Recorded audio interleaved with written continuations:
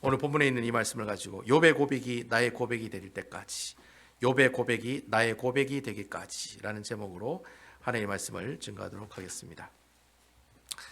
이제 드디어 욥기에 있는 말씀을 가지고 은혜를 나누게 되었습니다. 이 욥기는 욥이라고 하는 사람이 있습니다. 영어로 Job이라고 하는데요. 이 욥이라고 하는 사람이 나오는 이야기가 욥기라고 하는 책입니다. 앞으로 여러분 이 큐티 말씀이 12월 달까지 계속될 거예요. 여러분 이 생명의 삶 제가 이제 오늘 나눠드렸는데 제가 큰 글자는 제가 아직까지 못 드렸습니다. 아직 배송이 안 돼가지고 이제 큰 글자가 오면 제가 여러분들께 바로 드리도록 하겠습니다. 죄송합니다. 이 욥기 이 말씀이 이제 12월 달까지 계속해서 이어집니다. 그래서 42장으로 되어 있기 때문에 좀 길거든요. 욥기가. 그래서 좀 읽으면은 좀 이렇게 뭐랄까요, 좀 이렇게 힘들 수도 있어요. 그래서 11월 달 초에 보니까 하박국하고 디모데후서가 나오더라고요. 그래서 한번 이렇게 중간에 한 번씩 하박국이라고 하는 소선지서가 있는데, 하박국 사람 이름입니다. 된장국 친구가 하박국이 아니고 하박국이라고 하는 사람 이름이고, 그리고 또 디모데후서라고 아까 우리 디모데전서에 있는 내용을 배웠죠. 그래서 사도 바울 선생이 마지막으로 서신을 보낸 이 편지글이 바로 디모데후서입니다. 그래서 사도 바울 선생은 디모데후서를 끝으로 결국에는 나중에 이제 순교하게 됩니다. 그리고 하나님 나라로 올라가게 되는데, 마지막으로 글을 적은 글이 디모데후서입니다. 그래서 그 내용을 여러분들과 한번 살펴볼 겁니다. 그래서 아무쪼록 여러분 12월 달까지 어쨌든 욥기에 있는 말씀 여러분과 함께 할 건데요.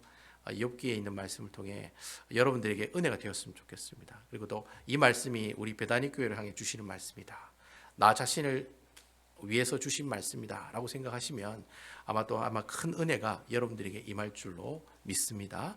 어쨌든 여러분 잘 따라오시고요. 내년 1월 달은 누가복음으로 돼 있더라고요. 또 제가 누가복음을 또 굉장히 또 좋아하는 책이라 어쨌든 내년 1월 달 금방 옵니다. 여러분 언제까지 그때 오나 뭐 이러지만 눈 깜짝할 사이에 그냥 1월 달이 오니까 여러분 어쨌든 욥기 잘 따라오셨으면 좋겠다라는 생각이 듭니다. 제가 뭐 여러분들에게 어제 새벽기도 말씀도 드렸습니다만 구약과 신약 성경으로 나눠져 있는데, 성경은 한 권 책으로 되어 있는 게 아니라 66권의 책이 하나로 되어 있는 게 성경책입니다. 그래서 성경 몇 권 하면 66권 이렇게 하셔야지, 한 권 이렇게 얘기하시면 안 됩니다. 그래서 구약은 몇 권이죠, 여러분? 구약은 몇 권이죠? 39, 27 이렇게 외우라고 했죠, 제가. 그래서 3단을 외우시면 됩니다. 39, 27, 39권, 27권. 구약은 39, 신약은 27. 합쳐서 66권으로 되어 있습니다. 구약 성경이 39권으로 되어 있는데, 이 39권 중에 5권이 시로 되어 있습니다. 시. 여러분 시 아시죠? 그대여 그대는 어디 있는가 하면서 막 그렇게 막 얄리얄랑 얄랑샹 얄라리 얄라 막 이렇게 옛날 시 같은데 보면 그런 표현이 있지 않습니까? 그래서 그런 시와 같은 책이 성경에 5권이 있습니다. 그래서 그게 욥기고, 욥기가 여러분 글자가 맞네, 이게 시가 맞나 이러지만 이제 산문시로 되어 있습니다. 산문시, 길다란 시로 되어 있습니다. 욥기, 시편은 시로 되어 있는 거 아시죠? 그 잠언 아주 좋은 말이 많이 들어있는 이 잠언도 시입니다, 원래는. 그리고 전도서도 이제 솔로몬이 젊은 사람들에게 읽으라고 준 책이잖아요. 아주 좋은 얘기가 많이 있는데 그 글도 시로 되어 있는 글입니다. 그리고 마지막 아가서라고, 이 아가서 이제 솔로몬의 아내인 술람미 여인을 향해서 이제 솔로몬이 지은 아름다운 노래라고 하는 뜻인데, 그 아가서도 시로 되어 있습니다. 그래서 이 5권, 욥기, 시편, 잠언, 전도서, 아가서, 이 5권을 우리가 뭐라고 얘기하느냐면 구약 성경의 시가서 문학이다, 그러니까 시로 되어 있는 책이다, 그렇게 이야기를 합니다. 그래서 요거는 여러분 기본적으로 구약 성경 39권에 5권 정도는 시로 되어 있구나, 나머지들은 다 이제 긴 글로 되어 있습니다.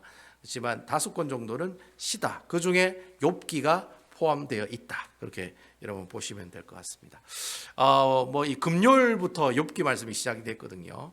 그래서 우리가 지금까지 있었던 욥기 말씀이 어떤 말씀이었는지 잠시 여러분하고 살펴볼 필요가 있을 것 같아요. 뭐 욥기 1장과 2장에 나오는 내용은 주로 욥이란 사람이 어떤 사람인지 인트로덕션한 내용이 나옵니다. 그러니까 소개하는 장면이 나옵니다. 여러분 성경에 보면 욥은 어떤 사람으로 표현하고 있습니까? 그는 온전하고 perfect한 사람이라는 거예요. perfect. 아주 완벽한 사람이라는 거죠. 그리고 정직한 사람이고, 또 하나님을 경외하는 사람이고, 그리고 악에서 떠난 사람이다. 아예 죄라는 그 모습에서 아예 떠난 사람이 바로 어떤 사람이라는 거예요? 바로 욥이라고 하는 사람이다. 그렇게 성경은 얘기하고 있습니다. 그러면서 제가 토요일 날에 우리가 복을 받는 과정이 있다고 그랬지 않습니까? 그때 그 과정을 뭐라고 얘기했습니까? 제가 3통이라고 얘기해요. 3통. 김문우 목사님이 얘기하시는 건데, 우리가 하나님께 복을 받으려면 처음에 뭐가 통해야 됩니까? 신통해야 되고, 그리고 인통해야 되고, 그 다음 물통해야 된다. 그러니까 신통이란 말은 내가 먼저 하나님과 관계가 회복이 돼야지 그때부터 복이 시작된다는 거예요. 그리고 인통, 자녀의 복과 사람의 복을 하나님께서 신통이 있고 난 다음에 인통이 일어난다는 거예요. 그리고 인통이 일어나면 마지막에 그제서야 물질이 들어오게 된다는 거예요. 하나님한테 물질 주옵소서 하면 하나님이 물질 줄 수도 있는데, 웬만하면 하나님께서 이 과정을 다 거쳐서 우리에게 뭘 주세요? 복을 주시고 계신다는 거예요. 그래서 이 신통, 인통, 물통 막 이렇게 해가지고 3통이라고 얘기를 하시는데, 일단 여러분 이 욥은 이 세 가지를 다 가지고 있는 사람인 것 같아요. 자, 처음에는 하나님 앞에 경외하고 악에서 떠나고 정직하고 그리고 온전한 사람이라고 했으니까, 일단 이 사람은 뭐한 사람입니까? 신통한 사람이라는 거죠. 하나님과의 관계가 올바로 되어 있는 사람이라는 거예요. 그리고 자녀의 축복 받았습니까? 안 받았습니까? 받았습니다. 그래서 인통도 받았다는 거예요. 인통도 이루어졌죠. 사람에 대한 축복도 받았다는 거죠. 그리고 마지막에 어떤 축복도 나와요? 욥이 동방의 최고의 부자인 것처럼 아주 큰 물질을 가지고 있는 큰 거부와도 같은 부자로 살아갔다는 거죠. 그게 바로 이제 물통이다. 그렇게 제가 말씀을 드렸죠. 그래서 어쨌든 욥은 하나님과의 관계도 통하고 사람들과의 관계도 통하고 또 물질과의 관계도 통하는 그런 복들을 다 누리고 있었던 사람이 바로 어떤 사람이에요? 바로 욥이라고 하는 사람이다라고 하는 소개가 1장 첫 부분에 보면 나오고 있다라고 하는 겁니다.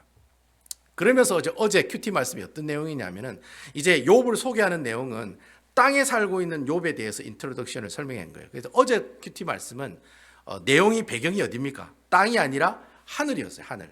하늘에서 하나님이 회의를 하는 거예요. 야, 집합! 이래가지고 하나님이 거기에 사탄도 오고, 하나님의 아들들이는 다 천사들을 말합니다. 천사들도 오고 사탄들도 오고. 제가 이 일부 예배 때 자꾸 사탄 하니까 좀 그렇더라고요. 그래서 제가 탄이라고 해요. 탄이 괜찮습니까? 탄이. 이 좀 약간 젊은 사람 애들 이름 같아요. 탄이. 어쨌든 뭐 천사들도 있고 탄이들도 있었다는 거죠. 탄이도 있고 해가지고 같이 회의를 하고 있었어요. 무슨 회의인지는 모르지만 뭐 어떤 신학자는 천상회의다. 하늘에서 하는 회의가 열렸다는 거예요. 그래서 그 열렸는데 하나님이 너무 좋아가지고 자랑을 하시는 거예요. 야, 니들 욥 봤니? 욥이라고 하는 사람 봤니? 야, 그 사람 진짜 하나님 앞에도 온유하고 정직하고 하나님을 경외하고 나를 경외하고 악에서 떠난 사람인데 이 사람 야 정말 멋있지 않니? 라고 이렇게 거기 있는 사람들한테 이 욥을 소개를 했어요. 욥을 이렇게 칭찬을 하면서 소개하니까 거기 이제 타니가 이제 한마디 하는 거예요. 우리 사탄군이 한마디 하는 거예요. 아이고 하나님, 지금 욥이 재산이 많아가지고 지금 하나님을 그래 섬기고 있지. 그 재산 다 없애버리면 하나님을 어떻게 할 거다? 욕할 것입니다. 라고 우리 타니가 그렇게 또 삐뚤한 얘기를 하네요. 그런 얘기를 해요. 그러니까 이제 하나님이 그 얘기를 딱 들으시고 뭐라고 얘기하시냐면, 그래, 그럼 타니 네가 욥이 가지고 있는 모든 재물 네 마음대로 다 뺏어라. 그렇게 허락을 해줘요. 그러면서 뭐라고 한 가지는 못하게 하죠. 뭘 못하게 합니까? 절대로 욥의 생명은 손대지 마라. 그렇게 얘기하는 내용이 어제 내용에 나오는 내용이라는 겁니다. 여러분, 사람의 생명을 좌지우지하는 것은 이 세상에 있는 귀신과 사탄 마귀가 사람의 목숨을 좌지우지할 수가 없습니다. 그러니까 여러분, 귀신을 무서워할 필요도 없고 존재하지도 않지만 어쨌든 여러분, 그런 악한 영들의 무리들을 무서워할 필요가 없어요. 왜냐하면 우리의 생명을 좌지우지하시는 분이 누구세요? 하나님이기 때문에 하나님을 두려워해야지. 막 요즘에 막 좀비 영화도 많이 나오죠. 말도 안 되는 얘기지만 어쨌든 그런 얘기도 많이 나오고, 하여튼 그런 귀신에 관한 영화가 나오면은 여러분 무서워할 필요가 없어요. 그건 뭐 다 사람이 만든 거지만은 일단 그런 악한 영들이 있지만 그 악한 영들을 우리 생명은 어떻게 해요? 절대로 터치할 수 없다는 거예요. 오직 우리의 생명을 터치하시는 분은 여호와 하나님이시라는 거죠. 그래서 이제 하나님이 이제 우리 사탄군에게 그렇게 얘기하는 거예요. 어이 사탄, 욥의 모든 재물은 다 가져가도 돼. 하지만 뺏어도 돼. 하지만 그의 생명은 어떻게 해라? 절대 손대지 마라라고 이렇게 명령을 내리죠. 자, 그리고 사탄이 이제 그런 얘기를 들었으니까 이제 실행에 옮기겠죠. 이 사탄이 얼마나 또 하나님 말씀을 잘 듣고 이 실천을 잘하는 사람인지. 이제 뭐 욥의 재물을 다 뺏으라고 하니까 이제 그 뺏는 그런 작업이 시작이 되겠죠. 그런 얘기가 바로 오늘 본문의 말씀을 통해 우리에게 이야기하고 있다라는 겁니다. 그래서 이 사탄이 이 타니가 이 욥에게 몇 가지 재앙을 내리냐면 네 가지 재앙을 내립니다. 그러니까 첫 번째, 두 번째, 세 번째, 네 번째. 네 번째 재앙을 내리는 그런 얘기가 오늘 본문의 말씀을 통해 우리에게 전달되고 있습니다. 좀 이 보면은 좀 약간 재미있어요. 오늘 본문 말씀은 재미있는 내용입니다. 내일부터는 별로 재미가 없는 내용이지만 오늘까지는 재미있는 내용입니다. 그래서 어쨌든 사탄이 첫 번째 이제 욥에게 재앙을 내리는 장면이 나와요. 그 얘기가 이제 13절부터 15절에 있는 말씀입니다. 우리 아마 프레젠테이션으로 준비가 됐을 건데요. 13절부터 15절에 있는 말씀 우리 다 같이 한번 보도록 하겠습니다. 제가 읽겠습니다. 13절입니다. 하루는 욥의 자녀들이 그의 맏아들 집에서 음식을 먹으며 포도주를 마실 때 14절 사환이 욥에게 와서 아뢰되 소는 밭을 갈고 나귀는 그의 곁에서 풀을 먹는데 15절 스바 사람이 갑자기 이르러 그것들을 빼앗고 칼로 종들을 죽였나이다. 나만 홀로 피하였으므로 주인께 아뢰어 왔나이다. 어제 어제 큐티 말고 금요일 날 그저께 큐티에 보면은 그 욥이 가지고 있는 재산 목록에 쫙 이렇게 설명되고 있는 내용이 나오거든요. 그때 보면 이 욥이 소를 500겨리를 가지고 있다라고 이렇게 표현하고 있어요. 그리고 나귀는 500마리를 가지고 있다라고 얘기하고 있습니다. 그래서 500과 500을 합하면 1000이죠. 그래서 이제 히브리 사람들은 이 10이라고 하는 숫자, 이 10이라고 하는 숫자를 열이라고 하는 숫자를 완전수로 보거든요. 그러니까 500, 500, 1000이니까 엄청나게 재물이 많다라는 뜻입니다. 아시겠죠? 그게 꼭 500마리고 꼭 500마리고 1000마리다 이런 의미가 아니라 엄청나게 많다는 말이에요. 그만큼 많다는 표현을 열이라고 하는 숫자를 만들어 가지고 그렇게 표현을 했다는 거죠. 500결이가 500마리면 말이지 500결이는 뭐냐? 이 결이라고 하는 말은 소 2마리가 그러니까 한 쌍이 하루 동안에 땅을 견적할 수 있는 면적을 원결이라고 얘기합니다. 그러니까 소 2마리가 하루 종일 땅을 갈 수 있는 면적을 1결이라고 얘기하거든요. 근데 그 1결이를 몇 결이를 가지고 있다는 겁니까? 500결이를 가지고 있다는 말은 그만큼 엄청난 소도 가지고 있고 또 엄청난 뭐도 가지고 있다는 거예요? 땅도 가지고 있다는 말이에요. 예. 이게 짐승만 가지고 있는 게 아니라 욥은 땅도 엄청난 그 땅을 소유하고 있었던 부자였다라고 하는 겁니다. 근데 이 소 500결이와 나귀 500마리가 지금 어떻게 됐다고 얘기하고 있습니까? 바로 스바 사람들. 여러분 발음을 잘해야 됩니다. 스바 사람입니다. 스바 사람. 발음을 잘 하셔야 돼요. 스바 사람들이 와서 어떻게 해요? 지금 그 소와 나귀들을 다 어떻게 했다는 겁니까? 다 어떻게 해요? 가져갔다라고 얘기를 하고 있습니다. 여러분 이 스바 사람이 어디에 살고 있는 사람이냐면 쉽게 설명하면 이스라엘의 남쪽 지방에 있는 사람들을 스바 사람이라고 얘기합니다. 뭐 어떤 신학자들은 그 아라비아 반도 밑에 보면 예멘이라고 하는 나라가 있어요. 그 예멘 쪽에 살고 있는 유목 민족이 아닌가 그렇게 추측하는 사람들이 많아요. 뭐 어쨌든지 간에 이스라엘보다 남쪽에 살고 있는 사람들, 남쪽에 있는 사람들이 쳐들어와 가지고 어떻게 해요? 500결이 뺏어가고 나귀 500마리 훔쳐갔다는 거예요. 그리고 종들은 다 죽였다. 이런 얘기를 이제 한 명이 살아와 가지고 이 욥에게 보고를 하는 거예요. 이게 바로 첫 번째 사탄이 욥에게 준 첫 번째 재앙의 내용들이라고 하는 겁니다. 그래서 이 얘기가 끝나자마자 바로 또 한 사람이 또 들어오는 거예요. 그 사람이 그 얘기를 하고 난 다음에 바로 또 한 사람이 들어와 가지고 두 번째 재앙이 임했다는 사실을 이야기하는 내용이 나오고 있어요. 그 내용이 이제 16절에 나오는 말씀입니다. 16절 우리 한번 다 같이 한번 읽어볼까요? 16절 한번 읽어보겠습니다. 시작. 그가 아직 말하는 동안에 또 한 사람이 와서 아뢰되 하나님의 불이 하늘에서 떨어져서 양과 종들을 살라버렸나이다. 나만 홀로 피하였으므로 주인께 아뢰어 왔나이다. 아까 첫 번째 재앙은 이제 스바 사람이 와서 이제 모든 재물을 뺏어가는 인재가 일어났죠. 그죠? 인재가 일어났는데 지금은 자연이 주는 재앙으로 가지고 있는 뭐가 없어졌습니까? 양이 모두 다 사라지는 그런 일들이 일어났다라고 하는 거죠. 보통 그 성경에서 하늘에서 불이 내려왔다라는 표현은요. 누가 주로 사용하는 방법이냐면 하나님께서 사용하시는 방법이거든요. 성경에 하늘에 불이 내려왔다. 하늘에 불이 내려와서 뭐 앞에 진영과 뒤에 진영을 태우고 막 이렇게 출애굽할 때 이스라엘 백성들이 음란하게 했을 때, 그죠?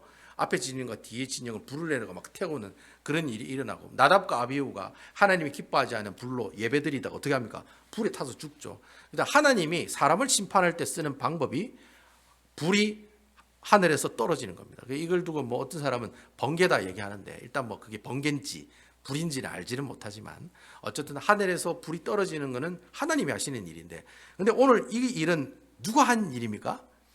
사탄이 한 일이라는 거죠. 왜 사탄이 하나님 하시는 일을 하느냐? 물론 사탄이 하나님이 하시는 일을 못하는 사람이 아닙니다. 못하는 존재가 아닙니다. 하나님이 하시는 일을 다 해요. 그저 못하는 것들이 있어요. 아까 얘기했듯이 사람의 생명과 창조하는 역할들을 하지 못하신다는 거예요. 어쨌든 이 사탄이 이렇게 불을 내림으로 해서 어떻게 해요? 그 욥이 가지고 있는 그 양이 몇 마리냐면, 그 양의 욥의 재산 목록에 보면 양이 7,000마리로 돼 있어요. 7,000마리로 돼 있는데 그 7,000마리가 하루 아침에 한 방에 불이, 그래서 이게 한 방 불이 내려가지고 7,000마리가 죽었을까, 아니면 여러 번 떨어져 가지고 7,000마리가 죽었을까, 성경에 그런 표현을 안 하고 있는데 제가 볼 때는 여러 번 불이 떨어졌던 것 같아요. 그죠? 여러분 7,000마리면 도대체 양이 얼마나 많이 퍼져 있겠습니까? 양이 다 이렇게 7,000마리 모여 있는 건 아니잖아요. 다 퍼져 있을 거라고요. 그러니까 불이 하나가 떨어져 가지고 뭐 핵폭탄처럼 쫙 번져 가지고 태운 게 아니라 어떻게 해요? 하늘에서 소돔 고모라 망하는 것처럼 불교황이 막 떨어진 거죠. 그래 가지고 그 주위에 있는 모든 양 7,000마리를 다 불태우고 사람들도 다 불태우는 그런 일들이 일어났다라는 겁니다. 이게 바로 사탄이 욥에게 준 두 번째 재앙의 내용이다라고 하는 겁니다. 그리고 이제 세 번째 재앙의 내용이 17절 보면 나와요. 17절, 우리 다 같이 17절 있는 말씀 한번 보도록 하겠습니다. 17절입니다. 다 같이 한번 읽어볼까요? 시작. 그가 아직 말하는 동안에 또 한 사람이 와서 아뢰되 갈대아 사람이 새 무리를 지어 갑자기 낙타에게 달려들어 그것을 빼앗으며 칼로 종들을 죽였나이다. 나만 홀로 피하였으므로 주인께 아래로 왔나이다. 사탄의 세 번째 재앙은 다시 자연재해에서 뭐로 바뀝니까? 인재로 바뀝니다. 사람이 주는 재앙으로 바뀌고 있습니다. 그 욥의 재산 목록에 보면 낙타는 몇 마리가 있었냐면 3,000마리가 있었습니다. 아까 그 양이 7,000마리가 있고 낙타가 3,000마리 합쳐서 10,000마리잖아요. 그것도 이제 열이라고 하는 숫자가 만들어지니까 일단 낙타랑 양도 엄청난 수를 가지고 있었다는 거죠. 뭐 일단 뭐 낙타는 3,000마리라고 했으니까 이 낙타 3,000마리를 갈대아 사람들이 와서 어떻게 와가지고 세 무리로 이래 짜서 세 무리가 와가지고 뭐 첫째, 둘째, 셋째 이 세 무리가 와서 이 양에 있는 낙타 3,000마리를 어떻게 해요? 다 뺏어갔다는 얘기죠. 그래서 이 갈대아 사람은 어디 사람이냐면 북쪽에 살고 있는 사람입니다. 그러니까 아까 그 스바 사람은 남쪽 사람이라고 그랬죠, 그죠? 그리고 갈대아 사람은 어디 사람입니까? 북쪽 사람이에요. 북쪽 사람이 내려와서 낙타 3,000마리를 다 어떻게 해요? 빼앗아갔다는 거죠. 근데 세 무리로 나누어서 빼앗아갔다는 말은 이 낙타를 뺏어가는데 아주 계획적으로 작전을 짜서 이 낙타를 훔쳐갔다는 말입니다. 그냥 아무 생각 없이 지나가다가 낙타가 많네 해가지고 낙타를 이렇게 뺏어간 게 아니라 계획적으로 며칠 동안 고민을 하면서 우리가 어떻게 이 세 무리를 어떻게 해서 어떻게 공격하고 1진이 하면 2진이 하고 3진이 가서 뭐 이 낙타들을 뺏어오자, 그렇게 계획을 하고 실행에 옮긴 내용이어서 세 무리로 나누어서 어떻게 해요? 세 무리가 같이 와서 낙타를 훔쳐갔다는 말은 아주 계획적으로 작전을 짜가지고 낙타를 훔쳐갔다라고 하는 그런 얘기가 바로 어떤 얘기입니까? 세 번째 사탄이 욥에게 준 재앙의 모습들이라는 거죠. 그러한 계획을 짜게 하고 사람의 마음을 움직인 존재가 뭐죠? 누구죠? 바로 우리 탄이라는 거죠. 탄이. 우리 사탄이 그런 일들을 계획하고 주동하는 일을 감당했다라는 겁니다. 그 얘기가 이제 세 번째 재앙의 얘기고, 이제 마지막 이제 사탄의 네 번째 재앙의 이야기가 바로 18절과 19절 말씀에 나오고 있다라고 하는 겁니다. 우리 18절과 19절 같이 한번 읽어볼까요? 여러분 같이 한번 읽어보겠습니다. 성경을 보시면서 아니면 프레젠테이션을 보시면서 읽어보겠습니다. 시작. 그가 아직 말하는 동안에 또 한 사람이 와서 아뢰되 주인의 자들이 그들이 맏형의 집에서 음식을 먹으며 포도주를 마시는데, 19절, 거친 들에서 큰 바람이 와서 집 내 모퉁이를 치매 그 청년들 위에 무너짐으로 그들이 죽였나이다. 나만 홀로 피하였으므로 주인께 아래로 왔나이다 한지라. 자, 여러분, 이 네 번째 재앙은 욥이 가지고 있는 재산 목록 1호죠. 1호. 여러분 자녀들이 1호죠. 여러분들이 가지고 있는 재산 목록 1호, 최후의 보루. 내가 가지고 있는 모든 재산은 다 없어져도 누구는 없어지면 안 돼요? 내 자녀만큼은 없어지면 안 되는 최후의 보루가 되는 이 자녀들, 이 10명의 자녀들이 어떻게 됩니까? 갑자기 바람이 불어가지고 그 맏아들 집에 같이 모여서 식사를 하고 있는데 그 모퉁이 돌을 쳐가지고 어떻게 해요? 집이 무너지게 해서 10명의 자녀가 하루아침에 모두 다 죽임을 당하는 그런 일들이 일어났다는 거예요. 여러분, 이 이스라엘 지역에 주로 폭풍이 어디서부터 시작되느냐면 동쪽에서부터 시작됩니다. 보통 동쪽에서부터 모래폭풍이 오거나 그런 폭풍들이 오거든요. 그래서 여러분 생각해 보세요. 남쪽에는 스바 사람, 북쪽에는 갈대아 사람, 동쪽에는 강한 바람이 불고, 이게 뭐 서쪽에 있는 얘기는 안 했지만은 일단 이 욥이 사탄을 통해서 동서남북으로 어떻게 해요? 고난받는 장면을 오늘 본문에 있는 말씀을 통해 우리에게 전달하고 있다는 거예요. 자, 욥이 가지고 있는 재산 목록들이 있었어요. 그 재산 목록들의 중심이 뭡니까? 재물들이었습니다. 양과 소와 낙타와 그런 그 재물들이었죠. 그리고 또 어떤 복을 받았다고 했습니까? 자녀의 복을 받았다고 되어 있는데, 근데 이 사탄이 이 자녀와 이 재물에게 포커스를 맞춰서 어떻게 해요? 이 재앙을 내림으로 해서 욥이 가지고 있는 가장 소중한 것들, 가장 가치가 있는 것들, 가장 눈에 넣어도 아프지 않은 것들만 골라서 어떻게 해요? 이 사탄이 4번의 재앙을 통해서 계속해서 이 욥을 어떻게 해요? 힘들게 하고 어렵게 하는 모습을 오늘 본문에 있는 말씀을 통해 우리에게 이야기하고 있다라고 하는 겁니다. 여러분, 여기에 뭐 자녀를 잃은 슬픔을 저는 아직 알지는 못합니다만, 뭐 저는 개인적으로 어머니가 먼저 돌아가셨기 때문에, 어머니가 돌아가셨을 때 제가 한 달 동안 힘들었다고 제가 말씀을 드렸죠. 불면증으로. 그렇게 어머니도 돌아가시면 그렇게 힘든데, 사랑하는 자녀가 한 명이 죽은 것도 아니고 10명이 죽었다라는 거예요. 10명이. 아들이 7에 딸이 3명. 아들이 7에 딸이 3명이죠. 맞나요? 어쨌든 10명을 어떻게 해요? 하루아침에 하나님께서 데려가셨다라고 하는 거죠. 이러한 상황이 있을 때 어느 누가 와서 그 사람에게 아주 좋은 말을 해도 인간적인 위로는 절대로 어떻게 해요? 도움이 되지 않는 상태가 바로 욥이 지금 경험하고 있는 상태의 모습들이다라고 하는 거죠. 가지고 있는 재산이 다 없어지고 10명의 자녀들도 다 죽었어요. 욥이 가지고 있는 최고의 슬픔, 최고의 고통을 지금 어떻게 해요? 그러니까 인간이 누릴 수 있는 최고의 슬픔과 최고의 고통을 지금 누가 누리고 있다는 거예요? 바로 욥이라고 하는 사람이 경험하고 있다는 거예요. 자, 이러한 상황들이 욥에게 왔을 때 욥에 대한 반응이 있어야 될 거 아니에요. 그죠? 욥이 어떤 반응을 했을 거 아니에요. 액션을 취했을 거 아니에요. 그죠? 리액션을 했을 거라고요. 근데 여러분, 그 리액션이 20절 말씀에 나오는데 그 욥의 리액션, 그 반응의 모습들은 인간이 상상하는 것 이상의 반응을 우리에게 보여주고 있다는 거예요. 그럼 과연 욥이 이런 최고의 슬픔, 최고의 아픔, 고통을 가지고 있는 상황 가운데 있을 때 어떻게 하나님께 반응을 했는지, 우리 20절에 있는 말씀 우리 다 같이 한번 여러분들과 한번 읽어보도록 하겠습니다. 이제 욥의 반응이 20절이 나옵니다. 20절 한번 읽어보겠습니다. 시작. 욥이 일어나 겉옷을 찢고 머리털을 밀고 땅에 엎드려 예배하매. 여러분, 여기서 겉옷을 찢었다는 말이 무슨 말이냐면 이스라엘 백성들이 하는 행동들인데요. 자기가 너무 가슴 아프고 찢어지는 아픔이 있다는 것을 사람들에게 보여줄 때 겉옷을 찢는 행위를 하게 되어 있습니다. 이스라엘 백성들이 살아가는데 겉옷이 중요합니까? 속옷이 중요합니까? 한국 사람들은 겉옷이 중요해요? 속옷이 중요해요? 일단 속옷이 중요합니다. 한국 사람들은. 그죠? 겉옷이 뭐 그냥 풀떼기 걸치고 있어도 일단 속옷은 갖추어야 되잖아요. 그렇잖아요. 삼각을 갖추든지 사각을 갖추든지 가릴 건 가려야 된다는 게 그게 한국 사람들의 인식인데, 이스라엘 백성들은 속옷보다 겉옷을 훨씬 더 중요하게 생각합니다. 왜냐하면 이스라엘이라는 땅이 사막 기후의 땅이기 때문에 겉옷이 있어야지만 이 사막에 살아갈 수가 있어요. 그리고 비를 피할 수 있고 추위를 피할 수 있고 또 어떻게 해요? 또 자신의 몸을 보호할 수가 있습니다.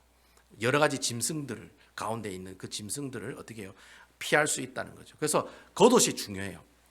그래서 여러분, 그 겉옷이 중요한데 그 중요한 겉옷을 어떻게 하겠다는 겁니까? 찢겠다는 거거든요. 제일 중요한 것을 찢는다는 말은 그만큼 자신이 어떻게 해요? 나 이렇게 고통스럽고 힘들고 아파요라고 하는 뜻이 바로 겉옷을 찢는 행위다라고 하는 겁니다. 그리고 두 번째는 또 어떤 모습을 보이고 있습니까? 머리털을 밀었다라고 되어 있어요. 머리털을 밀었다는 거예요. 우리 그냥 우리 영화에 나오는 원빈처럼 막 이런 머리를 깎았다는 겁니다. 머리를 밀었다는 이 얘기는, 원래 이 머리를 밀었다는 얘기는 성경에 보면 이스라엘 백성들이 하는 행동들은 아닙니다. 이스라엘 백성들은 겉옷을 찢고 머리에 재를 뿌리지 머리를 밀지는 않습니다. 근데 이 머리를 미는 행동은 보통 이방인들이 많이 하는 행동들이거든요. 근데 이방인들이 하는 행동 중에 이 머리를 미는 것은 그만큼 자기 자신이 고통스럽고 어렵고 힘듭니다라는 상태를 보여주는 행위가 머리를 미는 겁니다. 그러니까 여러분 생각해 보세요.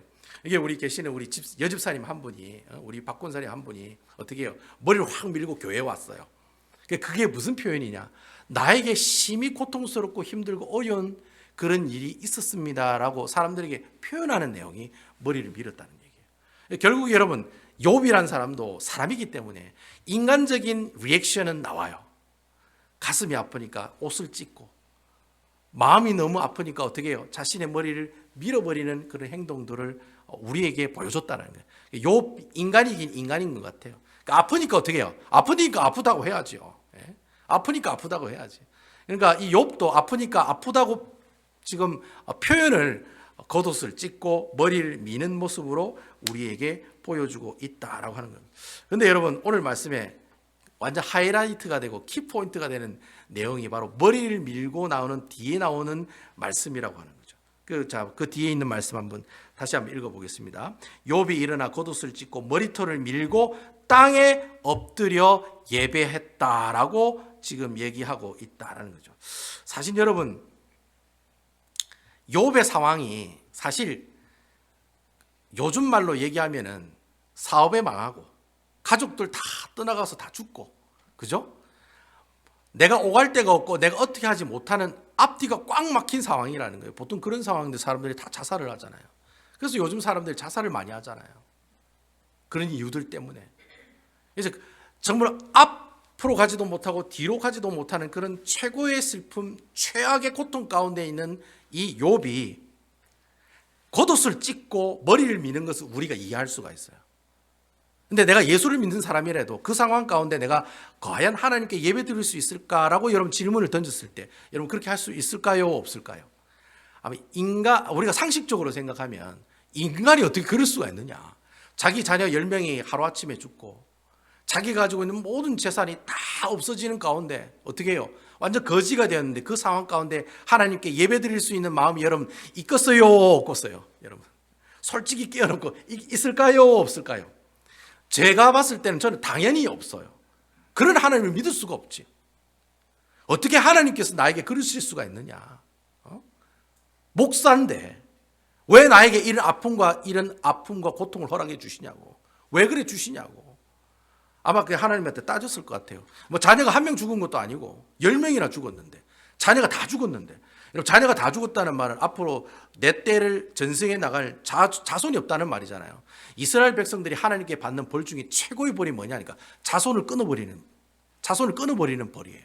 그래서 여러분 하나님께서 어떻게 해요? 항상 얘기하실 때 내가 이 말씀을 지키지 않으면 자손에게 그 벌을 어떻게 해요? 자손을 다 끊어버리시고 다 하나님께서 그 자손들에게 어떻게 해요? 그 벌들을 다 전가시키겠다고 얘기하시는 이유가 바로 거기 있다는 거예요. 그만큼 큰 상심이요 아픔이 바로 자녀가 내가 지금 데리고 있는 그 자녀가 모두 다 사라지는 그 아픔이 최고의 아픔이었다는 거예요. 근데 그 아픔 가운데서도 욥이 지금 뭐라고 얘기하고 있습니까? 하나님께 예배드리고 있다라는 거죠. 인간적인 입장에서 보면 쇼킹하죠. 이해 못하죠. 예수 안 믿는 사람들은 이 모습 보면은 참 이거 완전 종교에 완전 미친 사람이구만. 예수에 중독된 사람이구만. 아마 분명히 그렇게 얘기를 할 거예요. 우리 예수를 믿는 우리도 이 상황을 잘 이해하지 못하는 상황인데 믿지 않은 사람들은 얼마나 이 상황들에 대해서 이해하지 못하겠습니까?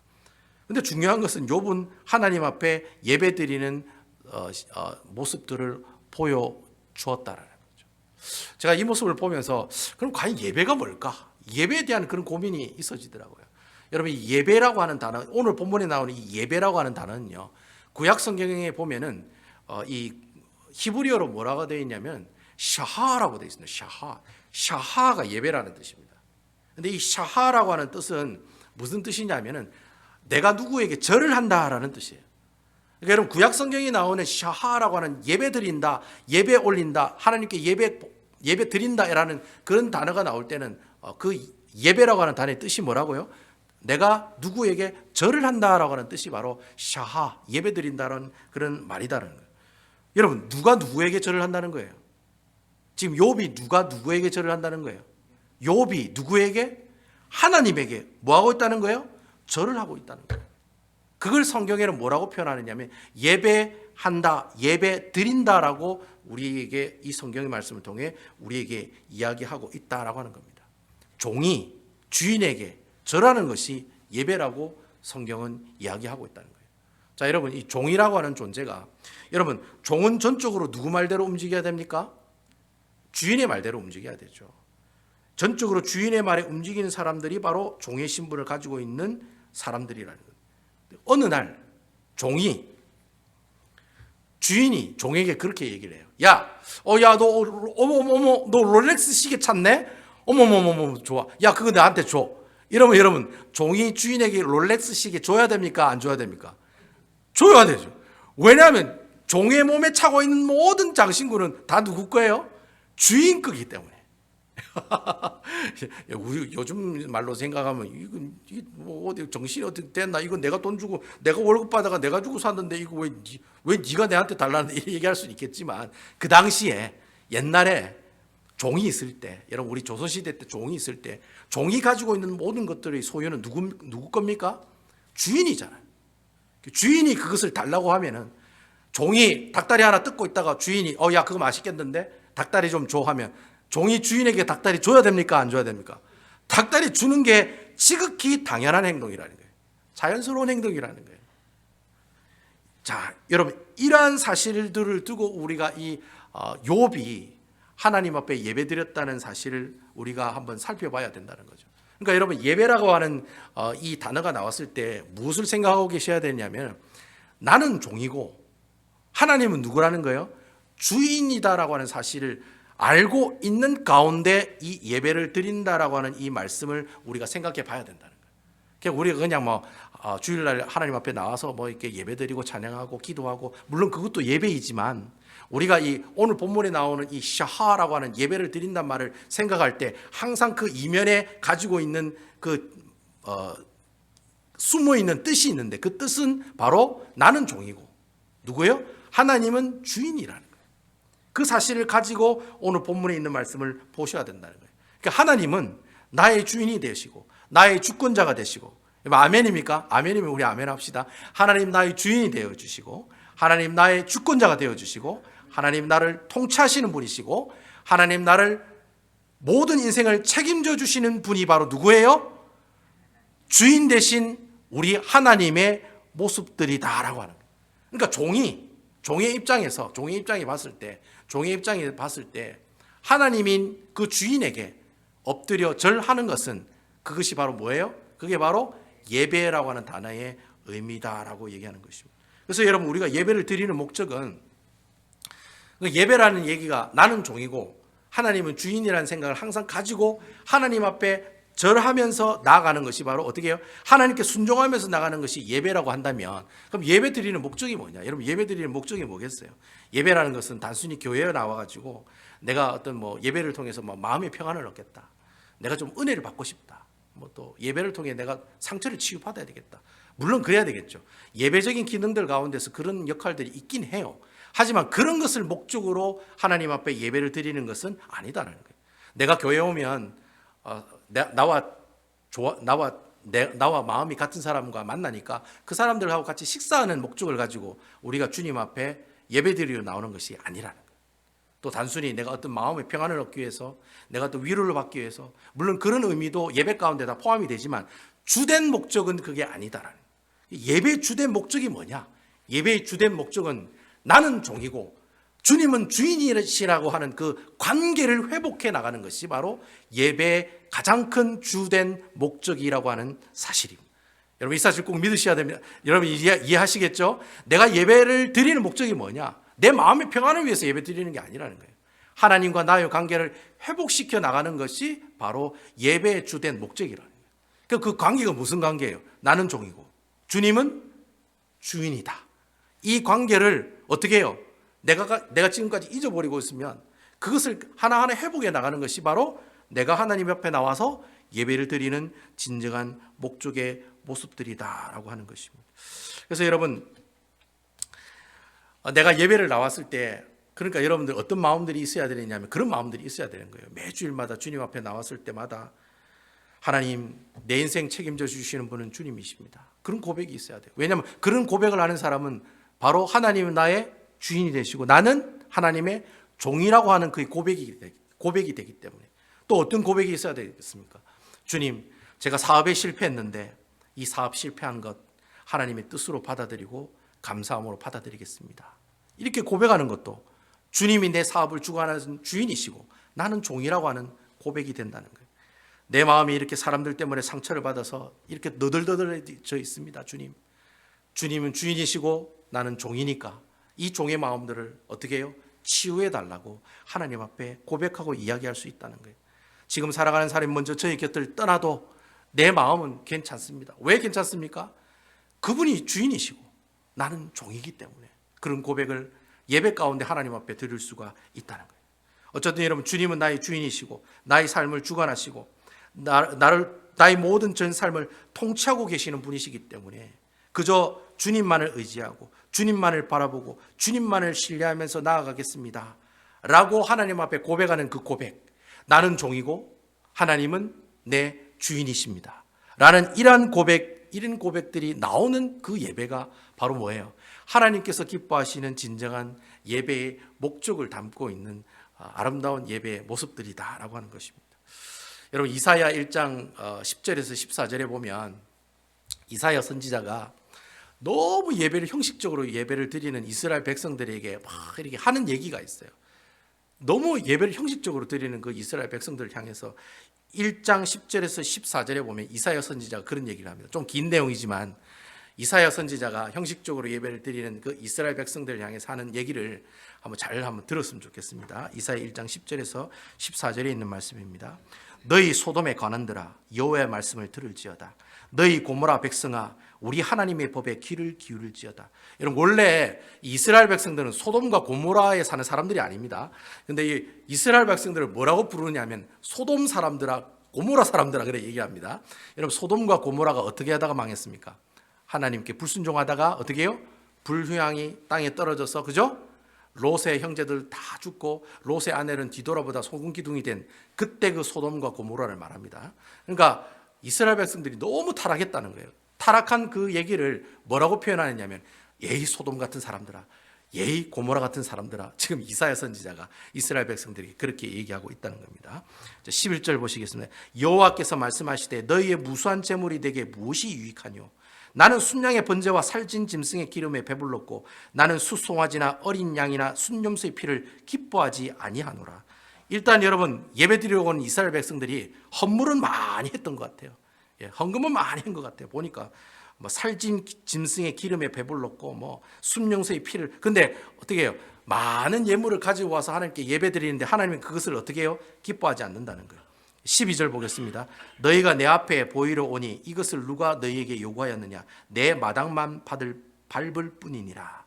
이스라엘 백성들이 예배 드리러 오긴 오는데 마당만 밟고 간다는 거예요. 이 말은 뭐냐면 예배당에 와서 하나님 말씀을 듣고 은혜 받아야 되는데 나는 종이고 하나님은 주인이십니다라는 고백이 이루어져야 되는데 예배 드리지는 않고 어떻게 해요? 그냥 마당만 밟고 그냥 집에 간다는 거예요. 그런 얘기가 지금 나오고 13절 헛된 재물을 다시 가져오지 말라. 분향은 내가 가증히 여기는 바요. 월삭과 안식과 대회로 모이는 것도 그러하니 성회와 아울러 악을 행하는 것을 내가 견디지 못하겠노라. 하나님이 너희가 그래 형식적인 예배를 드리는 건 내가 견디지 못하겠다. 그냥 어떻게 해요? 그 악을 행하면서 제발 좀 그렇게 나에게 예배 드리러 나오지 말아라. 그런 식으로 지금 얘기하고 있는 거예요. 14절 내 마음이 너희 월삭과 정한 절기를 싫어하나니 그것이 내게 무거운 짐이라 내가 지기에 곤비하였느니라. 자, 여러분, 오늘 말씀 보니까 분위기가 어둡습니까? 아니면 밝습니까? 전체적으로 어두운 그런 내용을 볼 수가 있죠. 하나님이 이스라엘 백성들에게 왜 그들이 예배를 안 받으시느냐, 그들이 예배가 잘못됐기 때문에 예배를 안 받는다는 게 아니에요. 여러분 오해하시면 안 돼요. 이 사람들은 기본적으로 예배를 아주 열심히 잘 드린 사람이었어요. 헌물도 가져오고 안식일 기억하고 월삭을 기도, 항상 절기마다 하나님 앞에 예물을 들고 예배당에 나왔어요. 그런데 하나님께서 그 예배를 기뻐하지 않는다라고 얘기하고 있다는 거예요. 왜 기뻐하지 않느냐? 내가 예배를 잘못 드려서 그렇나? 예배 나오는데 뭐 다른 생각하고 와서 그런가? 그게 아니라는 거예요. 하나님이 왜 그 사람들이 예배를 싫어하시느냐 하면, 그 예배를 싫어하시는 이유는 여기 그 13절 뒷부분에 보면 뭐라고 되어 있습니까? 성애와 아울러 악을 행하는 것을 내가 견디지 못하겠다. 이게 무슨 말이냐면, 이스라엘 백성들이 예배당에 와서는 거룩한 모습으로 예배를 드려요. 정말 거룩하게 성심성의껏 헌물을 드리면서 예배를 드려요. 근데 그 예배 드리고 난 다음에 예배당 문을 빠져나가는 그 순간부터 어떻게 산다는 겁니까? 악을 행하면서 살아가더라는 거예요. 그러니까 하나님이 뭘 싫어하느냐면, 이스라엘 백성들이 그 예배 자체를 싫어하는 것이 아니라 뭘 싫어해요? 아니, 예배 드리는 사람들이 자기는 종이고 하나님은 주인이라고 고백하는 사람들이 밖에 나가면 어떻게 산다는 거예요? 자기가 주인이고 하나님이 종으로 취급하면서 살아가더라는 거예요. 옛날로 제가 항상 얘기하는 것처럼 어떻게 살아가고 있는 겁니까? 양다리 거치면서 살아가고 있는 거예요. 교회 오면 교회 사람, 세상에 나가면 세상 사람, 교회 밖에 나가서는 온갖 죄를 다 지으면서 어떻게 해요? 교회 와서는 또 하나님 앞에 또 이렇게 거룩한 척하면서 예배를 드리는 그런 모습을 하나님께서 싫어하신다는 거예요. 그 예배 자체를 싫어하신다는 게 아니에요. 네가 그렇게 사는 행동을 싫어하신다는 거예요. 그러니까 하나님께서 그러한 예배를 어떻게 해요? 받지 않겠다는 거예요. 네가 하나님 예배당에 와가지고 그렇게 예배를 드리고 그렇게 해도 내가 네 그 예배 안 받겠다는 거예요. 그런 얘기가 오늘 이 이사야 말씀을 통해 우리에게 이야기하고 있다는 거예요. 여러분, 우리가 평소에 살아갈 때 주인이 누구라고 생각하고 살아가야 됩니까? 하나님이 주인이고 나는 종이라고 생각하는 마음으로 살아가야 되는데, 이 이스라엘 백성들은 어떤 마음으로 살아간 거예요? 딱 예배당 문만 나가면 어떻게 해요? 내가 주인이고 하나님은 종인 거예요. 그러니까 내 뜻대로, 내 마음대로, 내 식대로, 내 방법대로 살아가는 세상 사람들과 똑같은 사람으로 살아간다는 거예요. 그렇게 살아가는 너희가 나에게 와서 예배를 드리니 내가 그 예배가 어떻게 보이겠다? 그런 예배 좀 안 드렸으면 좋겠어 라고 지금 이 이사야 선지자가 이스라엘 백성들을 향해서 하나님의 말씀을 대언해 이스라엘 백성들에게 이야기하고 있다는 거예요. 더 이상 그 행동하지 말라는 거예요. 멈추라는 거예요. 좀 그렇게 신앙생활 하지 말라고 간곡히 얘기하고 있는 내용이 바로 오늘 본문에 나오는 내용이다라는 거예요. 그러니까 여러분, 진정한 예배는 어디서부터 시작돼요? 지금 여러분들이 예배드리는 여기서부터 시작하는 것이 아니라 예배드리고 난 다음에 예배당 문 열고 나가는 그 순간부터 여러분들의 예배는 시작된다. 그러니까 예배라는 것은 한 곳에서 여러분들이 주일날 예배드리는 그 예배로 끝나는 것이 아니라 예배는 또 어디까지 연결이 되는 거예요? 여러분들이 앞으로 월, 화, 수, 목, 금, 토 6일 동안 살아가는 그 삶 가운데 어떻게 해요? 하나님 앞에 예배드리는 삶을 살아가는 그 사람이 진정한 하나님의 예배자. 그 사람을 진정 하나님 예배자라고 하는 거예요. 뭐 교회 와가지고 이게 아니라 교회 나가서도 똑같이 하나님을 경외하고 하나님을 바라보고 하나님을 의지하고 하나님이 내 주인이 되고 나는 종이고 그런 모습으로 살아가는 그 사람이 어떤 사람이에요? 저 사람이 진짜 예배를 잘 드리는 사람이네 라고 하나님이 말씀하신다. 그러니까 하나님께서 여러분들 보시기에 예배 잘 드리는 백성이네 라고 하는 그 척도는 어디에 있느냐? 예배당에 있는 게 아니라 어디 있어요? 예배당 밖에 여러분들이 어떻게 살고 있느냐에 하나님께서 포커스를 맞추신다는 거예요. 그게 바로 예배의 진정한 모습들이고 진정한 예배자의 모습들이다라고 하는 사실들입니다. 그러니까 여러분, 욥이 그걸 알았다는 거예요. 욥이 그걸 알았다는 거예요. 진짜 내 모든 삶을 책임져 주시는 분은 누구세요? 하나님이세요. 내 모든 전 재산이 다 없어져도 나를 책임져 주시는 분은 누구세요? 하나님이세요. 내 10명의 자녀들이 다 세상을 떠났지만 그런 아픔과 그런 슬픔이 있지만 하나님께서 내 마음을 위로해 주시는 분은 바로 누구세요? 하나님이라. 내 주인 되신 그 하나님이 계시기 때문에. 그렇기 때문에 여러분, 욥이 하나님 앞에 무릎 꿇고 예배드리고 21절에 보면 뭐라고 고백합니까? 여러분, 욥기에 나오는 최고로 유명한 말씀이잖아요. 뭐라고 얘기합니까? 이르되 내가 모태의 알몸으로 나왔은즉 또한 알몸이 그리로 돌아갈지라. 주시니도 여호와이시오. 아멘이시죠? 거두시니도 여호와시니 여호와 이름이 찬송을 받을지어다. 여러분, 이것이 예배자의 모습으로 살아가는 사람들의 고백이라는 거예요. 저는 이런 욥의 고백이 여러분들의 고백이 되기를 주님의 이름으로 축원드리겠습니다. 예. 하나님이 내 주인이고 나는 주의 종입니다 라는 사실, 그 관계를, 그 릴레이션십을 알고 있는 그 사람이 그렇게 살아가는 그 모습들이 바로 뭐예요? 예배라고 합니다. 그렇게 살아가는 그 예배자의 모습에 그 입술을 통해 고백이, 어떤 고백이 나옵니까? 아무리 내가 힘들고 어려운 상황이 와도 주시니도 여호와시오, 거두어 가시는 분도 주님이십니다. 나는 오직 주님만을 찬양하겠습니다. 할렐루야 아멘. 그런 고백이 욥의 이 입술을 통해 고백하고 있다라는 것입니다. 저는 여러분들이 매일매일 하나님께 예배드리는 삶을 살아가는 모습들이 있었으면 좋겠습니다. 매일매일 하나님 말씀을 읽고 하나님 말씀을 묵상하고 그 말씀을 그대로 살아가면서 그 말씀 보면서 그 말씀 큐티하면서 하나님은 나의 인생을 통치하시는 분이다. 하나님이 나의 인생을 책임져 주시는 분이다. 내가 지금 가지고 있는 것은 내 것이 아니고 다 하나님이 선물로 주신 것이다. 여러분 아멘이시죠? 내 것이 아니에요. 다 하나님이 주신 선물이에요. 내가 그냥 보관만 하고 있는 거예요. 내가 그냥 내 통장에 200만 불 그냥 보관하고 있는 거예요. 여러분, 그거 들고 여러분 천국 갑니까? 여러분, 믿지 않는 사람들도 여러분 돌아갈 때 빈손으로 돌아간다고 얘기하잖아요. 내 통장에 200만 불, 100만 불 있어도 그거 가지고 천국 가는 거 아니잖아요. 그냥 하나님께서 네가 그냥 보관하고 있으라고 주신 재물이고 선물이라는 거예요. 그래서 여러분, 이 말씀을 통해서 이런 고백들을 어떻게 해요? 말씀을 묵상하면서 하나님 앞에 고백하는 사람이 되었으면 좋겠다라고 하는 것입니다. 제가 여러분들에게 큐티 말씀을 매일매일 카톡으로 보내드리는데, 여러분 그 큐티 카톡 말씀 보시면 말씀만 달랑 갑니까? 아니잖아요. 거기에 보면은 처음에 뭐예요? 예배드릴, 기도하는 내용 나오고, 또 뭐가 나와요? 찬양하는 찬송가 나오고, 또 뭐가 나와요? 말씀 나오고, 그 다음 뒤에 보면 뭐가 나와요? 말씀 해석한 내용 나오고, 또 마지막에 뭐가 나와요? 내가 무엇을 가지고 기도할 것인가에 대한 내용이 나오죠. 여러분, 이 순서가 무슨 순서입니까? 예배하는 순서잖아요. 여러분, 제가 여러분들에게 카톡 보내드리는 그 말씀은 말씀만 달랑 주는 게 아니라 뭐 하라고 드리는 거예요? 예배 드리라고 하나님 말씀을 보내드리는 거예요. 저는 여러분들이 이 교회에 와서만 하나님께 예배 드리는 사람들이 아니라 여러분 일하시는 그 가게에서도 하나님께 예배 드리는 모습이 있기를 소원합니다. 그리고 집에서 설거지하고 음식할 때도 하나님 말씀을 가지고 예배 드리는 여러분들이 되었으면 좋겠습니다.